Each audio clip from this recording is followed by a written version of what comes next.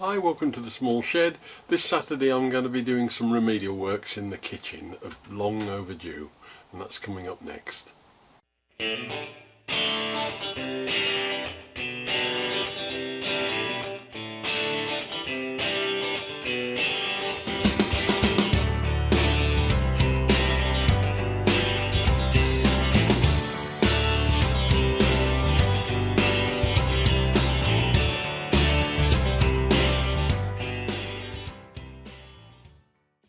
Now this week, it's been a bit of a bad week. I've been down in bed with man flu for well over a week now, and I think it's worse than man flu in that my wife's got it as well, and she's in just as bad a state as me, only 2 or 3 days behind. So I think I'm moving on to full-blown flu.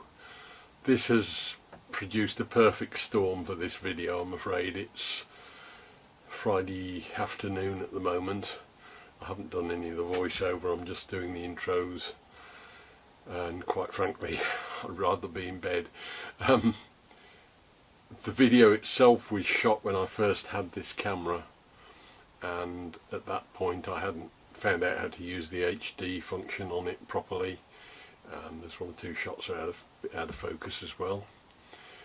And to add insult to injury, it's taken in the kitchen where the light from the LED lights seems to be causing all sorts of chaos to the pictures. So it's not my best effort, I'm afraid, but it's the best I can do. It'll be a miracle if it actually gets out on Saturday, but we'll see. We're trying hard. What had happened is that in my kitchen there were about 3 or 4 little jobs that had meant that I'd had to dig out bits of the roof or bits of the wall, all connected with water, of course. You would know by now that that's my nemesis, but they'd been left after they'd been repaired, and they'd left holes in walls, holes in ceilings and things like that. And probably a year on, there was a certain amount of pressure for me to put them right, and quite rightly so. I had a couple of days just doing some remedial works, and this is basically how I've gone about it. So here are the problems we'd got. I'd had a leaking bath outlet in the bathroom above there's an ensuite above the kitchen, and that had stained the corner of the roof. And in the shower, where I'd had to alter a valve, I'd had to cut a hole in the ceiling, which has left me with a bit of a problem. And I'd popped a radiator in our conservatory, and the quickest and easiest way to plumb that in was to take the pipes through the wall, underneath the kitchen units, and into a pipe duct in the corner. But unfortunately it's all wallpapered, so the remedial tidying up that hole had been half done but left because I was frightened to death of damaging the wallpaper, and the plinth units were also pretty much wrecked. So I started with those because that was the easiest problem to deal with. I just got some 6mm ply to replace the existing stuff that I'd been using as plinths. I'd actually cut and glued on some floor tiles to match the floor to use as the plinths themselves, but I'd just put them on a backing of 6mm ply. But unfortunately when I pulled them out, I'd damaged them and split them, so that was a fairly straightforward one using the little Works circular saw. It soon rips that apart, and then I just eased the old tiles off the damaged timber and popped them onto the new pieces with a bit of I think I used the sort of silicone type glue. Can't remember what I used now, to be quite honest. And then it was just a matter of putting some new brackets on the back because they'd split when I pulled them off as well. These things aren't very substantial, but they were just stuck on with some screws, and then a little bit of mitre bond to glue them to the back of the plinth itself.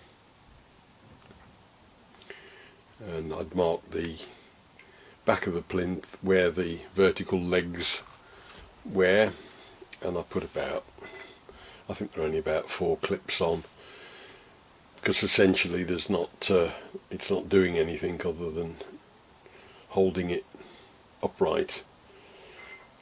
There's a slight complication in that I've got some LED light strips underneath, so it makes it quite tight to get the plinth unit back in, but and it's fairly long. I think it's 2.5 meters long, but it just clipped back in and tidied at least the first part of the repairs up a bit.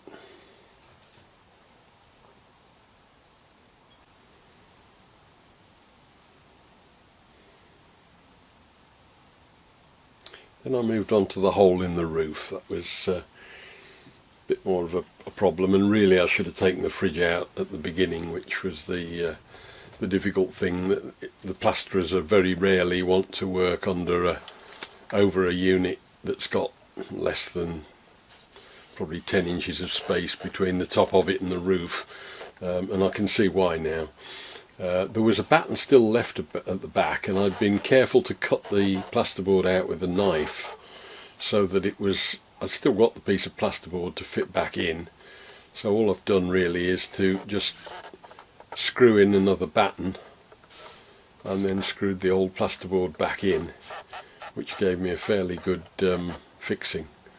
The little right-angled Makita screwdriver I've got is something I rarely use, but whenever I do, it's just ideal for this sort of thing.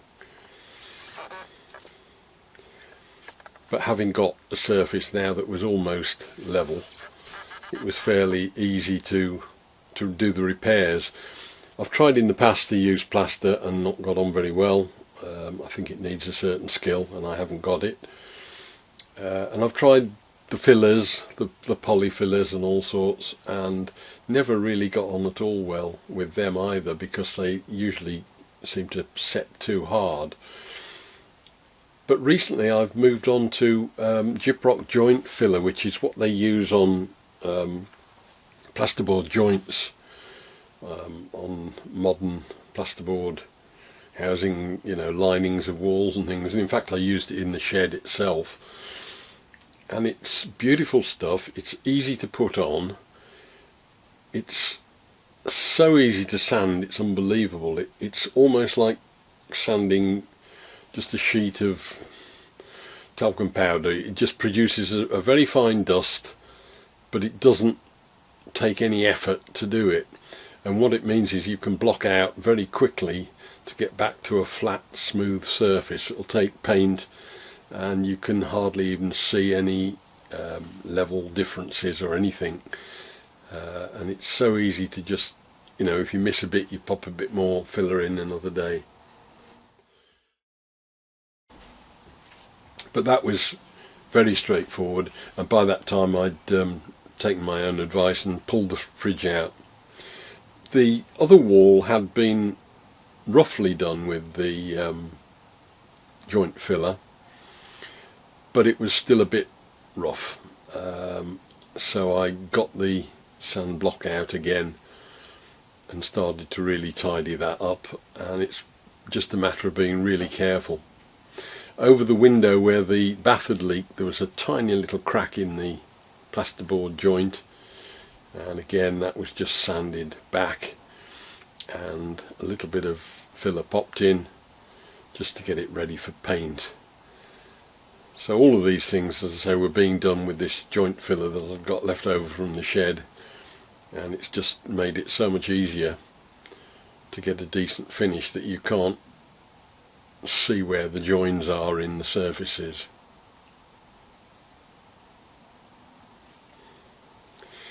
Then it was out with a match pot. I started off by just buying a match pot of magnolia paint, thinking that I'd see if it matched what I'd already got, and then I could buy some more paint generally.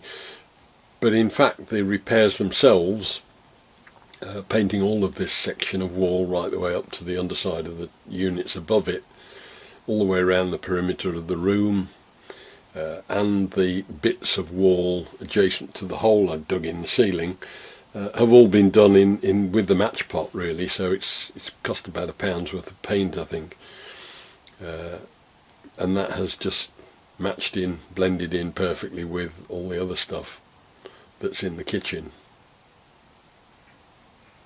It's the one advantage of using Magnolia, I suppose. You can see here the problems I was getting with the LED lights. It's sort of pulsing, and it's not. Some of it's the fact that I hadn't got the camera wound up to HD, I think, but it really doesn't seem to like the kitchen lighting. I know that. I think it's cheap Chinese control units that don't properly control the LEDs, I think. But again, it was only a very small skim around the edge, just to blend into the existing paint. People decry Magnolia, but it is very easy to touch up and repair rather than these fancy Farrow and Ball paints.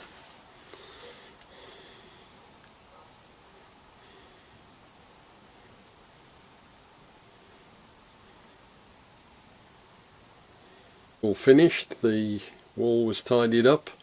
I haven't damaged the wallpaper, which is good because it was quite expensive stuff.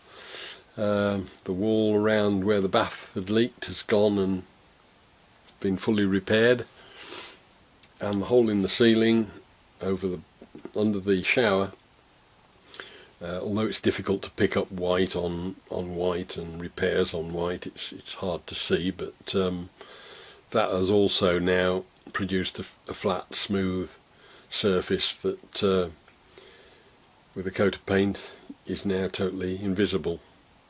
So job done.